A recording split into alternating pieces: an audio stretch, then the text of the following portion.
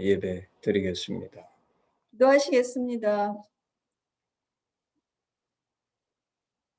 사랑하시는 주님, 무더위와 코로나의 위험 속에서도 각자의 자리에서 안전하게 지키셨다가 이 자리에 나오게 해주셔서 감사합니다. 말씀으로 당신을 더욱 알아가고 삶에서 경험하게 해주셔서 인생의 어려움과 시험이 덮치려 할 때에도 주님의 얼굴을 구하고 찾으면 반드시 주님의 뜻을 발견할 뿐만 아니라 환난 중에서도 도움이 되셔서 우리의 수고와 인내에 넘치는 상을 부어주심을 믿으니 또한 감사합니다. 오늘도 하나님 안에서 기쁨을 회복하게 하시고 안식을 누리게 하셔서 슬픔과 두려움이 다가오는 순간에도 약속하신 소망 안에서 감사와 찬양을 누리는 은혜를 허락하여 주십시오. 황윤민 형제님이 말씀을 전할 때 성령의 음성을 듣고 이 말씀에 반응해서 살아가는 저희가 되게 하옵소서. 이 모든 말씀 예수님의 이름으로 기도했습니다. 아멘. 예. 오늘 말씀은 히브리서 13장 13절. 그런즉 우리도 그의 치욕을 짊어지고 영문 밖으로 그에게 나아가자. 영문 밖으로라는 제목으로 우리 황윤민 형제 말씀 전해주겠습니다. 현야 자매님 그 공유 잠시만요. 됐습니다. 네. 화면 잘 보이시죠? 네. 오늘 히브리서 13장 13절 영문 밖으로라는 주제로 같이 주님 말씀 나누고자 합니다. 이 말씀 다 같이 한번 읽으시면서 시작하면 좋겠는데요. 히브리서 13장 10절에서 13절 말씀입니다. 같이 한 목소리로 좀 읽겠습니다. 시작. 우리에게 제단이 있는데 장막에서 섬기는 자들은 그 제단에서 먹을 권한이 없나니 이는 죄를 위한 짐승의 피는 대제사장이 가지고 성소에 들어가서 그 육체는 영문 밖에서 불사름이라. 그러므로 예수도 자기 피로써 백성을 거룩하게 하려고 성문 밖에서 고난을 받으셨느니라. 그런즉 우리도 그의 치욕을 짊어지고 영문 밖으로 그에게 나아가자. 아멘. 제가 보니까 3월 27일 날 한번 말씀을 나눴더라고요. 성전 정화 사건, 강도의 굴이란 제목, 소굴이라는 제목으로 나눴었습니다. 그래서 보시면은 예수님께서 다들 많이들 아시는 장면이셨고요. 잠깐 그때 다시 말씀드리면 사실 예수님께서 굉장히 분노라는 분노를 표현하시는 것들을 보게 되고 성전 뜰에 번제, 속죄 제물을 판매하는 판매상들과 환정상들 또 그들과 연결되어 있는 이해관계가 있는 성전 리더 그룹들이 있고요. 그중에 여기서 이방인의 뜰에서 많은 사람들에게 모여서 제물을 사서 이 안으로 들어가서 제사장에 바치고 여기 하나님께 올려드리는 곳이었는데요. 이 이방인의 뜰에서 판매하고 있는 모든 환정상 또 판매상들의 양과 염소 이런 것들 다 내어 쫓으십니다. 다 뒤집어 엎으시는 거죠. 그러면서 분노하시면서 이 얘기를 하시죠. 내 아버지 집을 장사하는 집으로 만들었다. 또 만민이 기도하는 집을 강도의 소굴로 만들었다라고 예수님께서 굉장히 분노라는 감정을 표출하십니다. 다른 구절에서 보기 쉽지 않은 그런 감정을 이제 드러내시죠.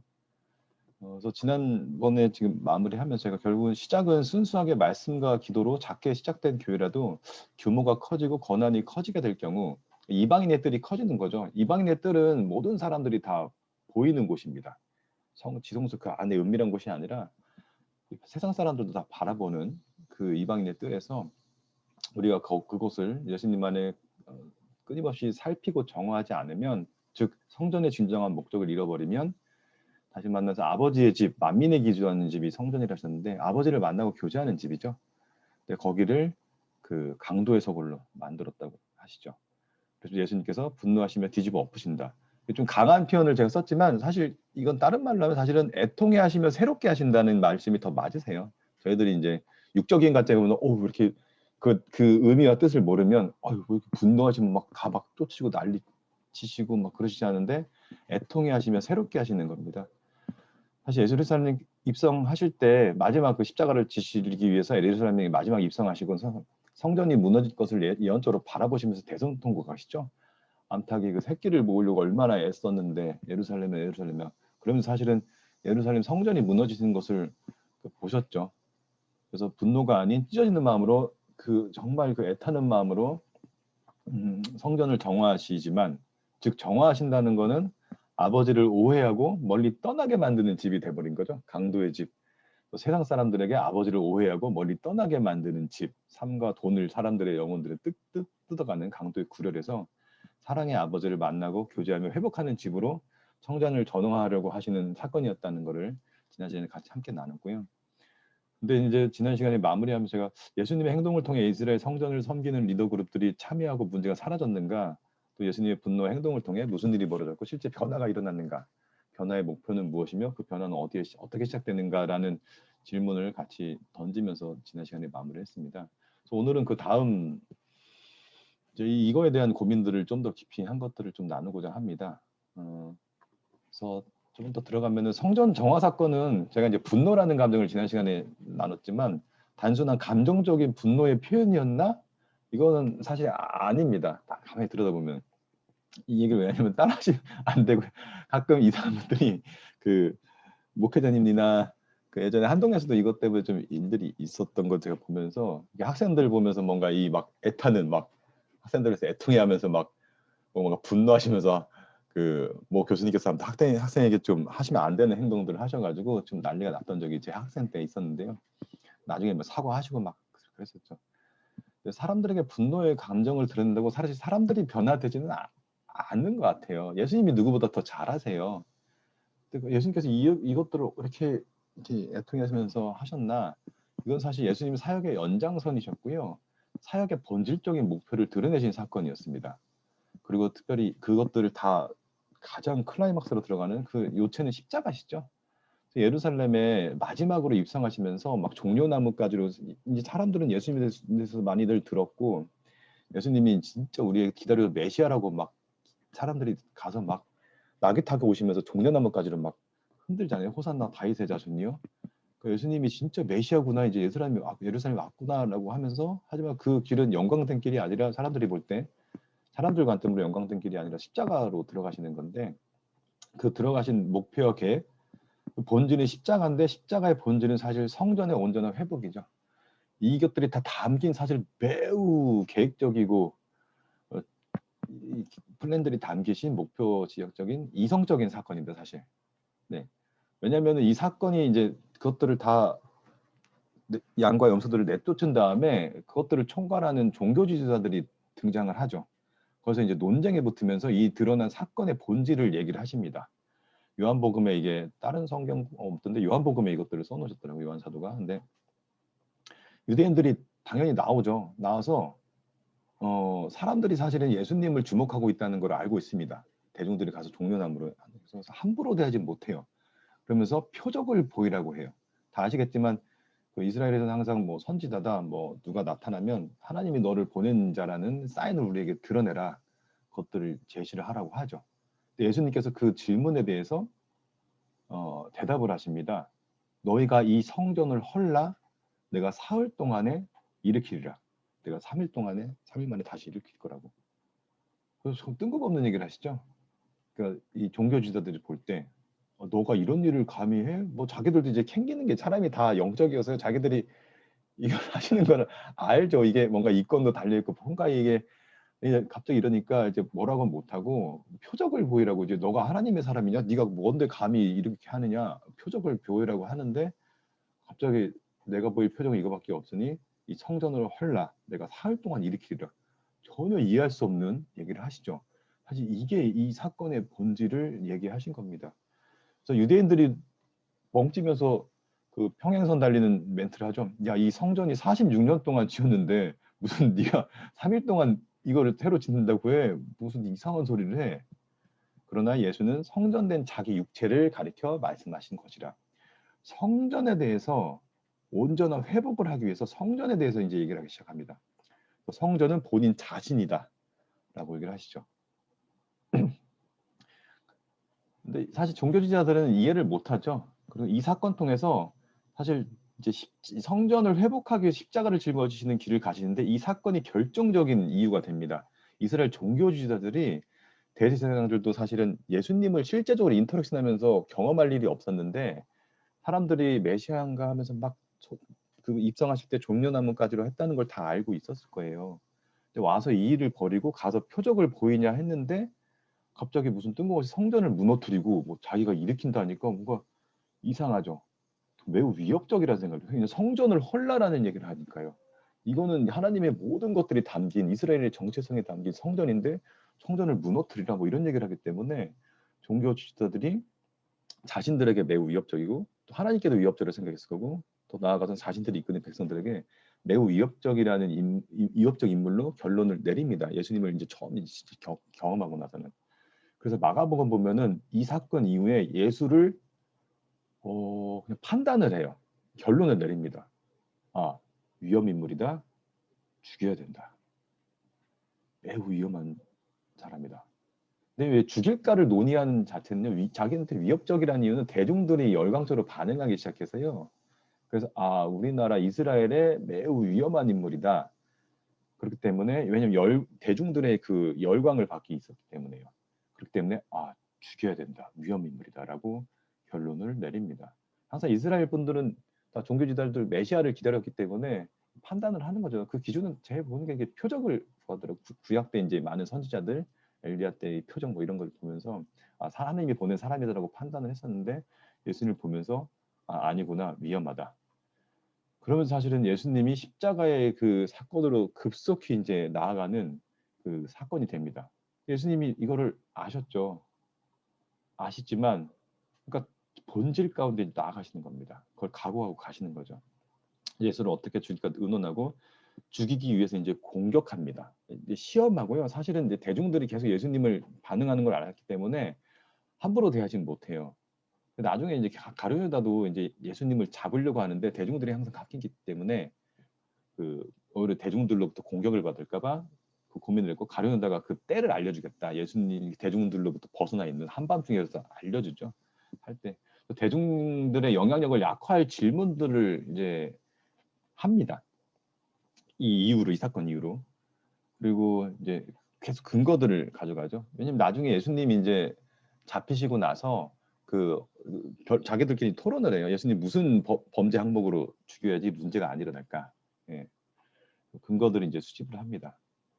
그래서 한 4가지 그룹들의 이 질문들이 나오는데요. 이건 한번 보시면 좋은 게 사실 모든 이게 예수님 사건뿐만 아니라 이 세상에서 어떤 새로운 것들, 새 포도주 새 부대가 등장하면 항상 나타나는 반응들이고요.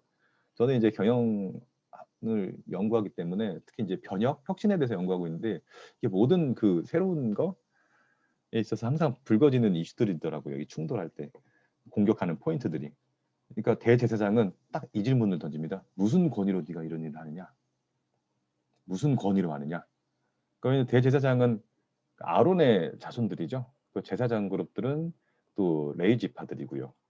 그래서 자신들과 경력, 출신, 과정이 같은지를 이제 체크를 하는 거죠. 또는 하나님 보낸 자인지 이거. 근데 사실 예수님은 가문도 뭐 갈릴리 지방이고 뭔가 촌이었고 어디 문화생도 아니었고 그렇기 때문에 아니면 광야에서 나타난 하나님 보내신 자인지 이제 표적을 보여라 이렇게 계속 그 권위 너가 이제 무슨 근거를 이렇게 하느냐를 계속 따집니다. 대제사장들은. 또는 바리새인과 헤롯당은 로마에 세금을 내야 하느냐라고 질문을 던집니다. 자기들과 정치적 성향이 같은지를 항상 따집니다. 그러니까 민족을 위한 건지 로마로부터 뭔가 공격을 하려고 로마로 우리 저항 세력인지. 여기서 2가지가 반대급부가 있죠. 이 로마에 세금을 안 낸다고 하면 또 로마에는 또 위험 인물이기 때문에 대중과 충돌하는 아주 쉽지 않은 질문을 던지죠. 바리새인과 헤롯당은 이 열렬한 또 헤롯과 관련돼 있는 거기 때문에 이스라엘 정치 권력들. 그다음에 사두개인은 이제 부활이 있냐? 자기들과 교리적 해석이 같은. 그러니까 다들 이제 각 이스라엘에 있는 그룹들이 자기랑 같은 편인지 아닌지 또는 이것들을 흔들어 버리고 싶은 여러 가지 질문들을 합니다. 부활대인이라는 것들을 하죠. 또는 서기관들은 계명 중에 큰 계명이 뭔지, 그러니까 자기들보다 말씀을 잘 아는지 뭐 이런 것들을 판단하려고. 그러니까 뭔가 새로운 게 나오고 근데 재미난 거는 이 막 나중에 그 이런 논쟁이 붙었을 때 자기 내부에서도 예수님이 선지자 아니냐. 니고데모가 사실은 또 항변을 하죠. 디펜스하면서 열매를 보면서 판단해야 된다. 그 사람의 그 뭐 어디서 왔는지 이게 중요한 게 아니라 그 사람의 열매를 보고 판단해야 되는데 근데 니고데모도 엄청 공격하죠. 너도 그와 같은 무리냐 하면서. 그래서 이 얘기 되면서 근데 사실 이런 이제 분란이 어떤 공격들이 프레셔가 엄청나게 시작되면서 십자가 길로 이제 가파르게 가기 시작하십니다. 근데 이걸 다 예상하고 시작하신 거죠. 왜? 성전의 온전한 회복을 위해서 이 땅에 오셨고 그것들을 드러내기 위해서 사실 오신 겁니다. 그래서 성전이란 무엇인지 좀 보면요. 성전은 하나님께 예배, 경배와 찬양을 드리는 곳이죠. 본질적으로 하나님과 만나고 그분과 교제하는 곳입니다. 근데 그분과 교제하기 위해서는 우리가 죄인이기 때문에 또 하나님은 거룩하신 분이기 때문에 어떤 양을 잡아서 피를 뿌리고 죄 사함의 예식을 하면서 하나님께 우리가 나아가면서 감사와 기쁨의 경배와 찬양을 하죠. 근데 그 성경을 보면은 성전의 이 어떤 그 틀이 갖춰지면서 그 하나님과 이 아브라함이 이렇게 올려드린 게 사실 그 예배죠. 근데 어떤 공동체적으로는 공식적인 어떤 성전의 어떤 세팅이 들어가는 거는 이제 처음으로 이제 모세의 성막 때 그게 나옵니다. 모세의 성막을 레위기에 보면은 하나님께서 이렇게 세팅해서 이렇게 해서 나에게 예식을 올리고 이것들을 이제 얘기를 하시죠. 그래서 하나님과 교제하는 그 길들을 이렇게 알려주십니다. 그 다음에 나온 게 이게 사실 할 얘기가 참 많은데 다윗의 장막이 등장합니다. 왜냐하면 다시 이스라엘이 이제 국가를 세팅하고 나서 다윗이 너무 기뻐서 그 언약궤를 이제 모셔오면서 막 춤을 추면서 막 오죠. 그래서 경배와 찬양을 드리면서 사실 저는 다윗의 장막이 되게 중요하구나. 정말 하나님과 인격적으로 교제하면서 막 하나님께 기뻐 외치는 진정한 예배가 드려지는 다윗의 장막. 근데 다윗의 장막을 하고 나서 그 백향목으로 왕궁을 짓죠. 왕궁을 짓고 나서 사실은 다윗이 이제 나중에 뒤에 보겠지만 와 나는 이렇게 왕궁에 있는데 하나님은 저 장막에 계시니까 너무 아닌 것 같아 해가지고 정말 순수한 마음을 하나님께 성전을 좀 올려드리고 싶다고 합니다. 뭐 여러 가지 이제 하나님께서 대화를 얘기 나누시고 그 자녀를 통해서 이제 성전을 올려드리죠. 솔로몬 성전. 근데 솔로몬 성전을 짓고 나서 여러 가지 이제 외세 침략을 하면서 성전이 여러 번 무너지고요. 그다음에 스룹바벨이 성전을 올려드리고 그다음에 헤롯 왕이 예수님이 계신 이때 헤롯 성전이 지어집니다. 참고로 헤롯이 성전이 지은 이유는요 하나님을 올려드리려고 한 건 아니고요 굉장히 정치적인 목적이 있습니다. 그래서 헤롯은 그 유대인이 아닙니다. 이스라엘 민족도 아니고요. 그 에서의 후예입니다. 근데 정치적으로 이제 로마의 그 권력 다툼 때 딱 라인을 잘 타서 가이사르 때 딱 붙어가지고 도와주고 나서 그 권력을 이제 식민지였으니까 이스라엘이 이때 이걸 받습니다. 그래서 헤롯이 왕이 됩니다. 근데 유대인들은 사실 유대인들 또 이스라엘 지파들은 그 이방인이 자기들이 왕이 된 거죠. 그래서 헤롯이 이제 굉장히 정치적인 인물이고 굉장히 그 전략적인 인물이라 유대인 유화 정책으로 성전을 세워줍니다. 그래서 사실 세워진 게 이제 헤롯 성전입니다. 그래서 역사적으로 이렇게 성전들이 지어졌고요. 이 본질은 다 같은데요. 하나님께 예배드리는 곳이죠. 하나님 만나는 곳입니다. 그게 성전의 이제 본질입니다.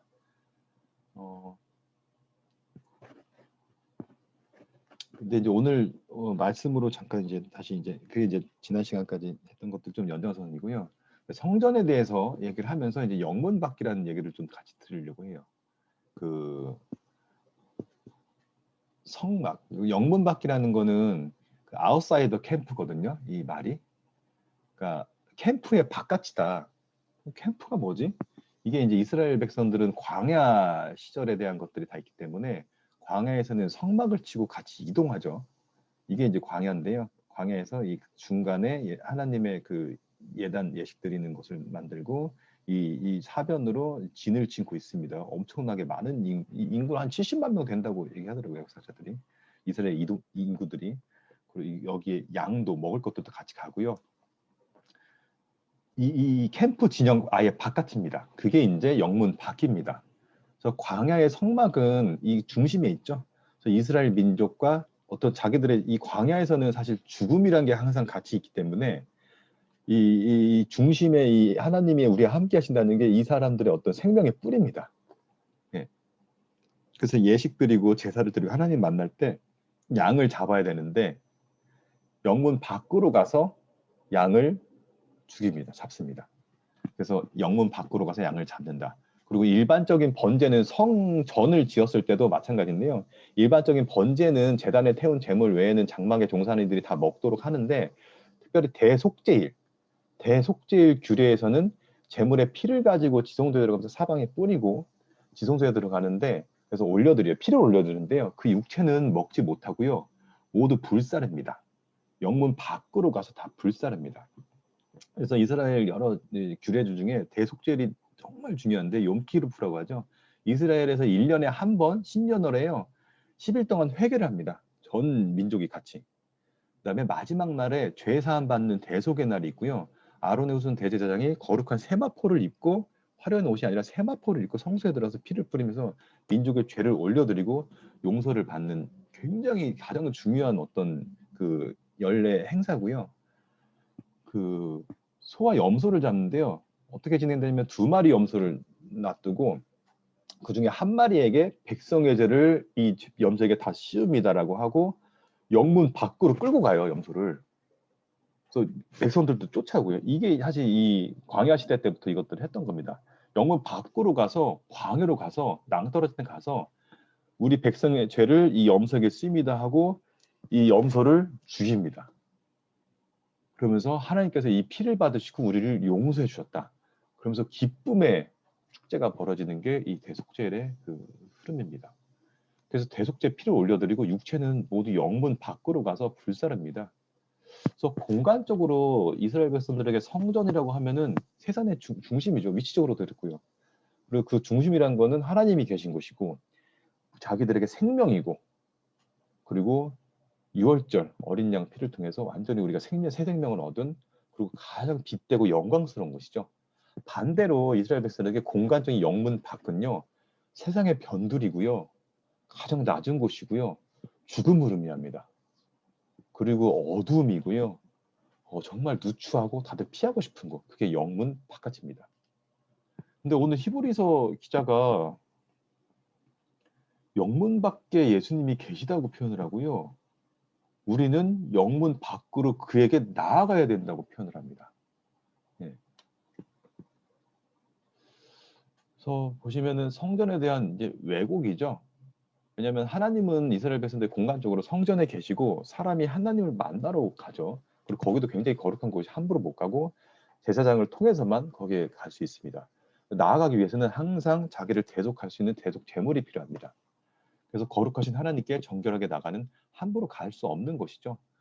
그래서 사실 하나님 만나기 위해 거룩한 그분께 나아가는 그 과정을 통해서 하나님이 우리 또 용서를 해주시고 하나님을 만나는 귀한 그 장소입니다.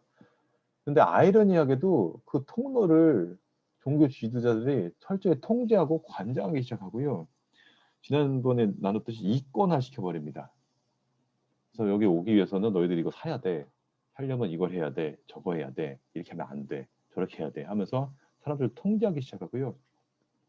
그게 본인들의 어떤 권위가 되기 시작하고 심지어 나가서 권력이 되어버립니다. 그래서 이 당시에 예수 보면은 결국은 성전을 왜 본질은 다 그렇잖아요. 육신의 정욕, 안목의 정욕, 이생의 자랑 모든 것들이 사람은 고함직하고 먹음직하고 지혜롭게 할 만큼 탐스럽게 할 만큼 그렇게 변질시키는데 사람들은 굉장히 능하잖아요. 우리 가장 깊이 있는 이 죄의 뿌리. 그래서 이렇게 만들어 버린 거죠. 그리고 하나님 만나는 신앙이 아닌 어떤 종교 생활로 만들어 본다. 종교. 그러니까 신앙이 아닌 종교 어떤 틀에 갇혀 있어서 사람들도 저걸 해야 되고 저걸 하면 하나님께서 나를 용서해 줘. 그냥 그냥 그 자체가 중요한 거지. 하나님 만나고 교제하는 이 과정이나 이 본질이 중요하지 않고요. 더 무서운 것은 사실은 사람들에게 하나님에 대한 왜곡을 심겨주고요. 짐을 지어주는 거죠.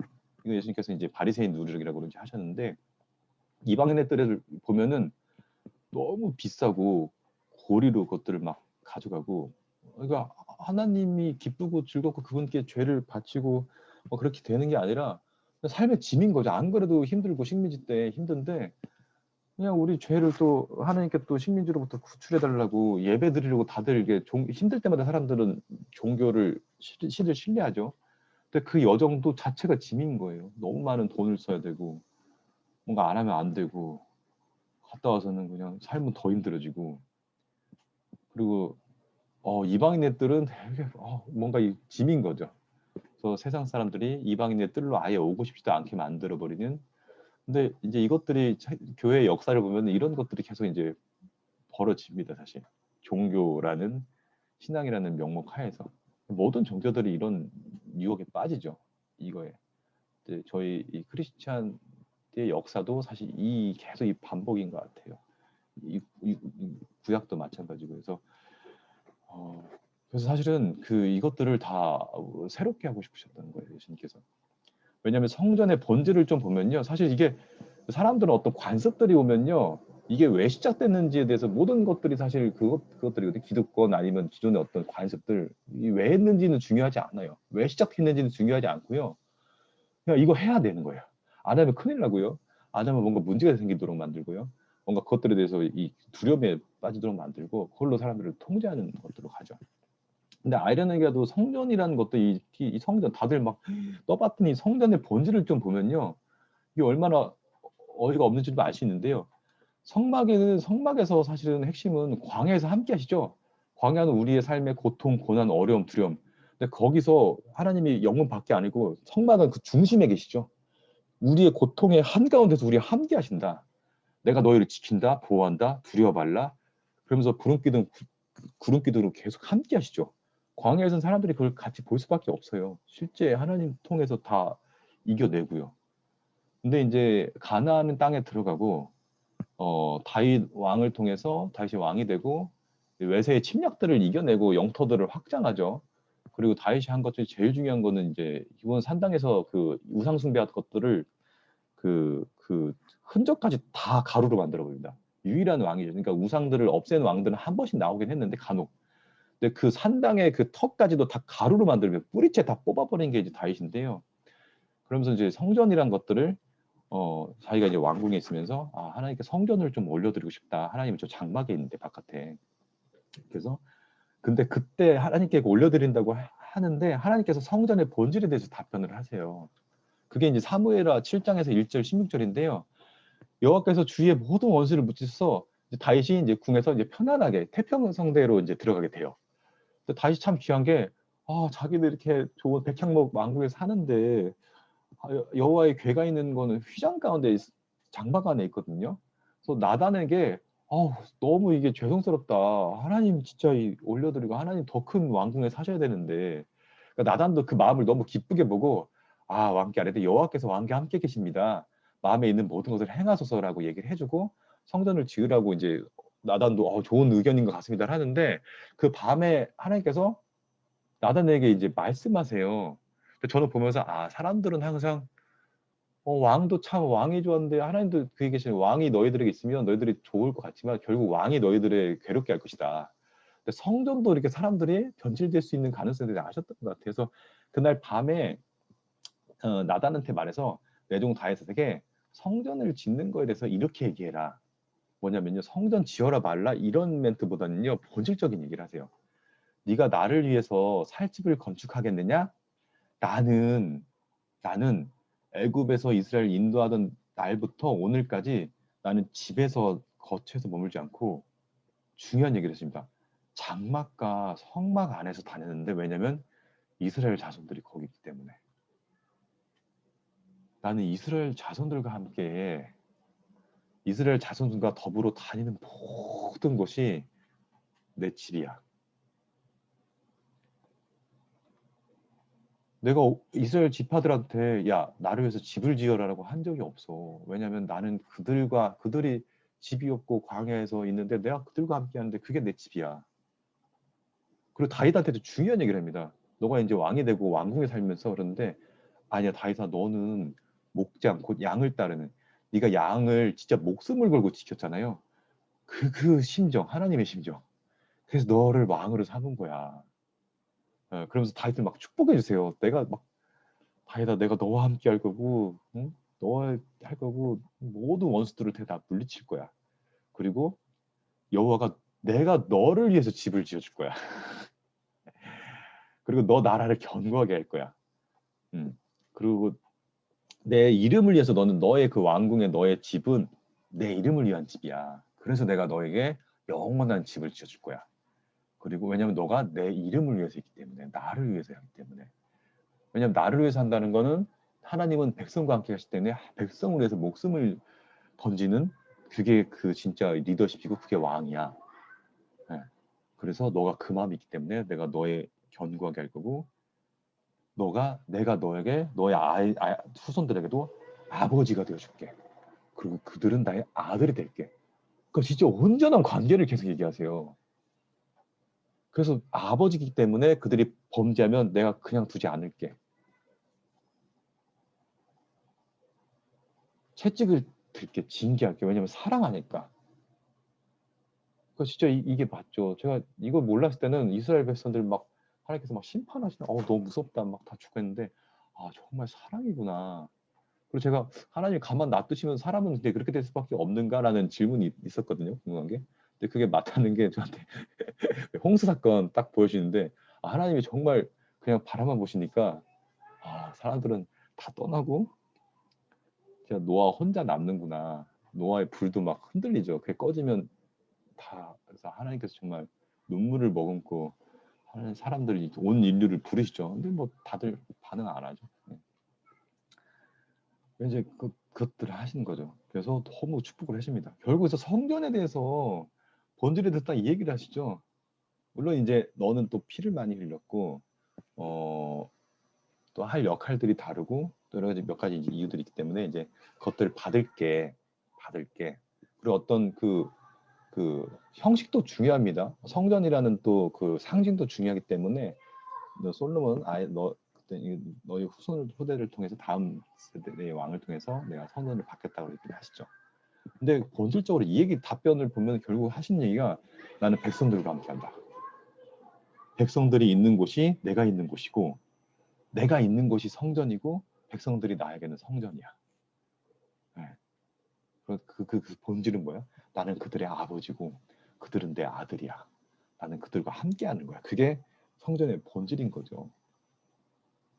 근데 그리고 결론적으로는 하나님은 공간적 성전에만 계시지 않으시죠. 물론 상징 형식으로 성전이 역할이 있죠. 하나님은 당신의 백성들, 특히 우리들이 봤던 잃어버린 영혼들에게 마음이 항상 가 계시죠.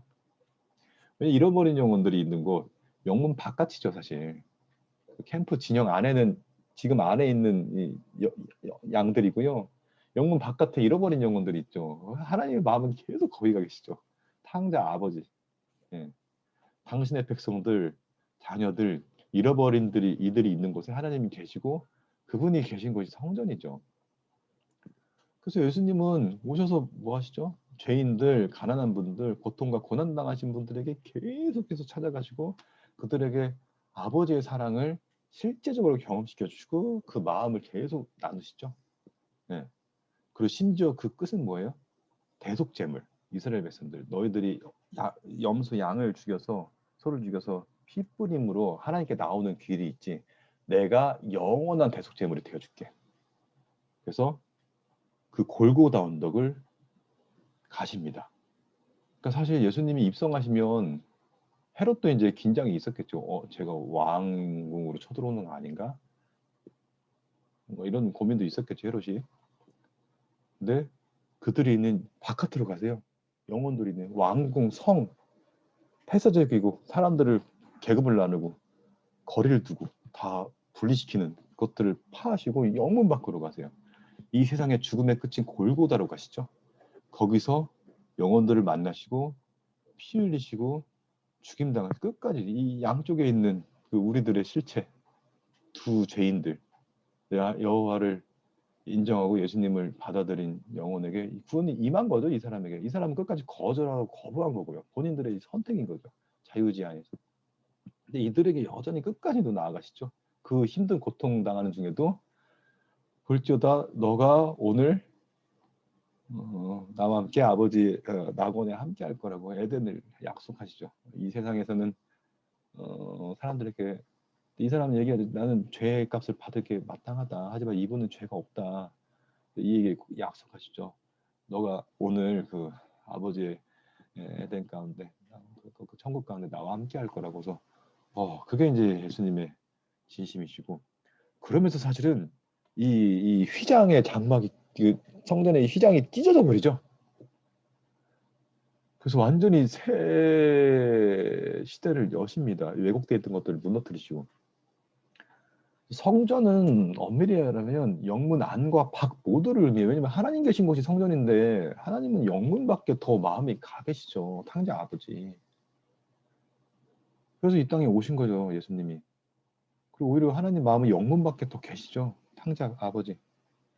근데 거꾸로 종교 지도자들은 어떤 것들을 세팅을 하고 다 형식화하고 그 틀을 가둬놓고 사람들을 그쪽으로 오도록 하면서 본인들이 다 통제하는데, 오히려 사람들은 하나님을 왜곡하고 오해하고 더 가기 싫어하는 이 일들이, 이게 계속 결국 이 일이 이렇게 역사의 반복인 것 같아요. 그래서 예수님이 이것들을 다 깨뜨리시면서 영문 밖으로 나가신 거죠. 하지만 사실 저도 저 안에도 이런 게 있는 것 같아요. 우리는 성전 안을 좋아하지 영문 밖은 싫어해요. 불편하죠. 어렵고 힘들고 거추장스럽고 내가 사라지는 것 같고. 예. 특히 이제 하나님께서는 종교 지도자들 그걸 이제 경계하시는데, 하나님을 커다란 성전에 가둬두고 자신을 통해서만 주님께, 저는 보면 볼수록 우리는, 시레온이 그랬죠. 우리는 목자가 아니구나. 우리는 목자이신 예수님께 나아가도록 돕는 대리인, 종이죠, 종. 예. 근데 이제 이게 이제 생기는 거죠. 뭔가 사람들이 바라보기 시작하고, 뭔가 건물이 커지고, 뭔가 권위가 있어 보이고 시작하면은 이게 묘하게 이제 섞여가기 시작합니다. 주님께 이원론적 틀도 있죠. 세상과 하나님의 거룩한 것을 구분하고, 뭔가 이게 더 우월하고 이런 것들이 하나님께 더 가까이 가는 것처럼 영혼들을 가둬두는 어떤 종교였고, 물론 이제 명분들은 있죠. 여러 가지 사람들의 세상에서 그런 것들도 훈련도 시켜야 되고, 또 모이는데 또 힘쓰는 그 필요도 있고. 근데 뭔가 묘하게 이것들이 점점 왜곡돼 가는 것들을 깨어 있지 않으면, 그러니까 마치 이방의 뜰을 우리들이 청소하지 않으면 부실부실한 것들은 침투하는 것 같아요. 예. 그래서 성전을 우상하고 또 진교 지도자의 우상화였고, 성전을 우상화하기 시작하면은 그 다음에는 그것들을 총괄하는 종교 지도자에 대해서 우상화가 생겨요. 이거는 사실 벼가 익을수록 고개를 숙이라는 게, 가만히 있으면 그냥 그렇게 되기 때문에 숙여야 되는 거예요. 그러니까 가만히 있으면 더러워져요. 청소 안 하면 집이 더러워지듯이. 그래서 이거는 계속 쓸고 닦고 계속 무너뜨려야 되는, 정말 노력을 해야 되는 부분인 것 같습니다. 그래서 누룩이라고 표현하시죠? 바리새인의 누룩. 순식간에 확 커지는, 언제 이게 이렇게 자랐지? 순식간에 자라는 누룩을 제자들에게 상상해줘. 외식, 또 인간의 전통들에 빠져서 본질적인 것들을 놓쳐버리고 오히려 그거를 덮어버리는. 그래서 이 왜곡을 부수시고 계속 나다시며 어려운 영혼들에게 계속 나아가시죠. 왜냐하면 영문 밖에 그들이 있으시니까. 그렇죠. 잃어버린 영혼들에게 나아가시죠. 잃어버린 양에게 찾도록 찾으신. 네. 그래서 휘장을 찢으시고, 그래서 가짜 성전이 무너지는 것을, 가짜 성전보다는 왜곡되어 있는 성전이죠. 근데 그것들이 무너진다는 게, 근데 무너뜨리라, 본인들이 무너뜨린 거죠. 예수님이 무너뜨린 게 아니라, 하나님이 무너뜨린 게 아니라 본인들이 성전 자체를 왜곡시키기 때문에 성전의 기능을 상실해서 점점 무너져 내려가는 거죠. 그러면 내가 사흘 만에 살릴 거야. 다시 지을 거야.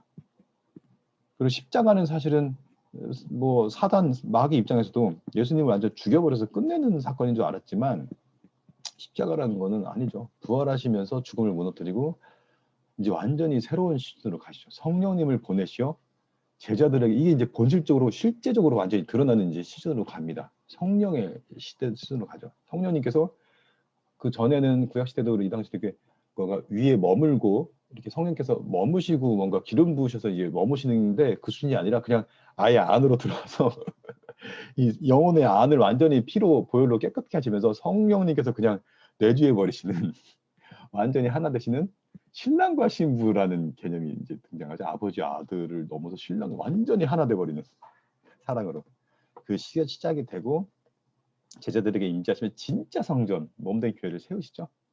그리고 영문 밖으로 제자들을 인도하셔서 성전을 확장해 가시죠. 계속 이 역사입니다. 사실 초대교회도 메가처치였어요. 엄청나게 많은 사람들이 막 5천 명 막 이적들이 벌어지면서 막 사람 가운데 막 물건을 통용하고 서로 재산을 나눠서 서로 막 나눠 가지면서 이거 할 수 인간 시스템에 이 인류 역사상에 있을 수 없는 일이 벌어진 거죠. 그래서 엄청나게 많은 사람들이 교회로 몰려들면서 메가처치가 되지만 또 다 또 흩으세요. 예. 또 다 흩으시고 그래서 계속 퍼졌다 이것들이 나아갑니다. 그래서 이 하느님의 나라가 이 땅에 침노에 들어오기 시작하죠. 그래서 결국 결론적으로 성전 전환 사건은 가짜 성전을 정화시켜 진짜 성전을 세우기 위해 예루살렘에 입성하시고 십자가 길을 걸으시는 예수님의 의지입니다. 이 정화 시간에 다 그게 다 담겨 있어요. 예. 그러니까 종교 지도자들은 그걸 깨닫고 하나님께 나아오고 열매로 보면 되는데 이게 워낙 심하고 고착화돼 있어서요. 말씀이 육신 되신 예수님을 말씀으로 죽이는 정말 무서운 일이 벌어지는 거죠. 근데 우리가 집중해야 될 거는 가짜 성전을 무너뜨리고 진짜 성전을 세우신 여정이구나. 이 핵심은 영문 밖으로 나가는구나. 영문 밖이 무지 중요하다는 것들을 나누고요. 마무리하자면은 결국 이 고민이 항상 성경 보면은 이제 세상 또 교회 이런 식으로 또 하지만 그 온 우주가 또 우리 마음에 있잖아요. 우리 마음에 또 그 것들이 있는 것 같습니다. 똑같은 우주가 세상이. 그래서 우리가 두 가지를 다 고민해야 될 게 내 삶의 영문 밖은 어디인가? 내 주위에서 영문 밖에 있는 영혼들은 누구지? 그것들을 항상 생각해야 될 거고 저 같은 경우는 저도 보니까 저는 대학 캠퍼스에 있으니까요. 대학 캠퍼스에서 제일 소외되고 아무도 신경 안 쓰고 제일 어려움을 겪는 분들은 누구지? 저는 지금 사실 외국 학생들이 크더라고요. 예. 외국 학생들을 어떻게 좀 챙길까 그런 생각들을 좀 하는데요. 부족하지만 하는 것도 아직 없지만 근데 그 생각을 말씀 준비하면서 좀 고민하게 됐고요. 또 한 가지는 또 우리 안에 사실은 성전이 마음 중심에 있죠. 십자가와 선악과. 그렇지만 내가 아직 하나님께 내어드리지 않고 하나님은 함께 가고 싶은 어떤 내 마음의 깊이에 있는 어떤 어둠 또 분야마다 뭐 여러 가지마다 다르겠죠.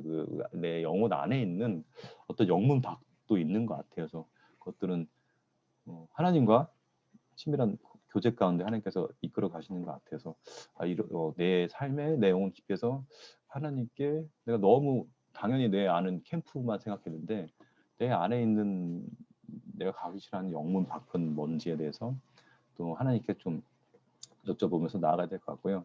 사실 제가 하심이 걸어온 길 너무너무 감사한 게 또 사모님, 또 교수님, 사모님 또 그 여정들을 자주 보면서 결국은 하나님의 본질인 하나님 마음에 온전히 집중하며 나머지는 성령님의 인도하심으로 하고 또 그렇게 나눴던 또 영혼들이 또 다 가죠. 각자의 삶의 자리에서 이걸 추구한 것 같아요. 영문박 사역이죠. 각자의 삶의 자리. 그러니까 삶의 터전, 삶의 자리에서 하나님의 마음을 품고 그 마음으로 살아가고 또 그렇게 섬기는 삶을 추구해 왔다는 거. 그래서 뭔가 이렇게 통제하거나 뭔가 이렇게 하려고 안 하시고 다 이렇게 하나님께 맡기고 이렇게 걸어오신 길에 하심이 걸어온 길이 딱 그렇더라고요. 그래서 마지막은 이런 고민들이 좀 제가 하게 되더라고요. 지금 한국 교회는 성전 안에 모여 있나 영문 밖으로 나가고 있나? 근데 히브리서에서 사실 이 영문 밖으로 나아가자고 기자가 뭐 이제 누가 썼냐 논쟁이 있지만 바울 사도가 저도 쓴 게 아닌가 싶은데 사실 유대인들이 예수님을 믿게 되면서 하나님을 믿어왔던 구약 시대에 그 하나님을 믿어왔던 유대인들이 크리스찬이 되고 예수님을 믿는데 그게 교통정리가 잘 안 되는 거예요. 그래서 이제 히브리서에서 그것들을 예수님이 이제 진짜 멜기세덱 대제사장 너희들이 구약에 봤던 그분이 그분이야. 하나님과 동격이셔. 하지만 동격인데 하나님은 인간으로 오셨고 그리고 영문 밖으로 나아가서 십자가 고쳐. 유대인들에게 십자가라는 거는 최악이거든요. 최악의 오브 최악의 가장 저주받는 사람들만 가는 길인데 신이 거기를 가신 거야. 우리가 믿고 따르는 신이 그분이야. 그러니까 그 안에서 뭔가 교리적인 논쟁도 많고 했지만 본질적으로는 예수님을 따라야 되고 예수님이 하나님이시고 그분은 영문 밖으로 나가는 분이야. 이런 논쟁 그만해. 영문 밖으로 나아가자. 우리의 그 그것들을 짊어지고 예수님이 계신 곳으로 나아가자. 그러니까 사실 위기가 발생하고 어려움이 생기면 그 안에서 이제 막 지지고 볶거든요. 거기에 에너지를 다 쏟아요. 그래서 저걸 가지고 저렇게 에너지를 쏟나 싶은 것들이 굉장히 많습니다. 그리고 사실 세상 사람들은 관심이 없어요. 교회에서 뭐 주장하고 하는 거 다 관심이 없고요. 세상 사람들은 왜 저러지? 왜 저러지? 아우 시끄러. 아우 저기 이상해. 그런 거죠. 한국 교회가 나아갈 현 시대 세대의 영문 밖은 뭔지 이거는 진짜 마음을 열고 깊이 나아가지 않으면 잘 모르는 분 같아요. 성전 안에만 모여 있으면 특히. 그리고 한국 교회가 영문 밖으로 나가지 못하게 막는 뿌리 깊은 바리새인의 누룩은 뭘까? 이런 고민들을 좀 하면서 저도 이거 좀 고민을 해봐야겠구나 싶었고요. 근데 결국 이 답들은 예수님 부활 승천하신 후 성령 받은 제자들이 어떻게 영문 밖으로 나가고 무엇을 했는지를 보면은 좀 답들을 찾을 수 있는 건데 이거는 그 다음번에도 기회가 되면 저도 좀 묵상해서 나누고 싶은 마음이 있습니다. 하지만 오늘 결론은 내 삶의 영문 밖은 어디인가? 내 주위 영문 밖 영혼들은 누구인가? 또 내 영혼 깊이에서 나아가지 못하는 영문 밖은 어디인가? 그리고 성전은 본질적으로 무엇인가? 그래서 크고 화려한 성전에 대해서 이제 고도 성장기 때는 이게 좀 먹혔는데요. 어필이 됐는데요. 지금 전혀 이거 예, 젊은 세대들은 세상 너무 촌스러운 거예요. 정말 우습고요. 예, 정말 그냥 그냥, 예, 그렇습니다. 본질적이지도 않고요. 그래서 아무튼 그렇습니다. 그래서 스스로 저도 이제 영문박 어디인지, 영혼들 누구인지, 영혼 깊이에서 나아가지 못한 영문박은 무엇인지에 대해서 좀 고민해야겠다 하나님께 여쭤보고 그 생각들을 하게 됐습니다. 이상 말씀 마치겠습니다. 예, 우리 그 헌신 찬양 같이 하고 윤민 형제가 기도해 주겠습니다. 내게 있는 모든 것을 아낌없이 드리네. 사랑하고 의지하며 주만 따라 살리라. 주께 드리네. 주께 드리네. 사랑하는 구주 앞에 모두 드리네. 아멘. 사랑하는 주님 감사합니다. 우리 아버지 되시고 우리 신랑 되신 하나님 너무 감사합니다. 또 제 마음가에 저희들 마음 가운데 깊이에 아버지를 모시고 또 아버지와 함께 저희들 삶 가운데 저희들 겪고 경험하는 것들 가운데 저희 안에 있는 영문 밖으로 주님을 모시고 가기를 원하며 또 하나님께서 마음 두고 계신 또 잃어버린 영혼들 소외되고 우리가 피하고 싶은 분들 하지만 하나님께서 찾도록 찾으시는 그 탕자 그들에게 우리의 마음이 또 나아가기 소망합니다. 아버지 주님이 우리와 아버지 되어주시고 우리의 신랑 되어주시고 먼저 우리를 사랑하셔서 죽기까지 우리를 사랑해 주신 주님 감사합니다. 저희들이 이 마음을 품고 주님의 인도하심 따라 그 삶의 터전에서 주님과 함께 영문 밖으로 나아가시도록 인도해 주세요. 감사합니다. 살아계신 예수 그리스도 이름으로 기도드렸습니다. 아멘. 아멘. 예, 우리 헌신 기도문으로 예배를 마무리하겠습니다. 아바 아버지, 예수님의 죽으심과 부활하심으로 우리를 향한 당신의 사랑을 확증하시고 예수 안에 성령으로 당신과 하나 되게 하시니 감사합니다. 구하오니 우리 공동체가 당신 안에 더욱 하나 되게 하시고 우리를 온전케 하사 대한민국과 열방 가운데 당신의 심정이 더욱 증거되게 하시옵소서. 나라와 권세와 영광이 아버지께 영원히 있사옵나이다. 아멘. 아멘. 예, 우리 예배를 마쳤습니다. 한 1분 브레이크한 후에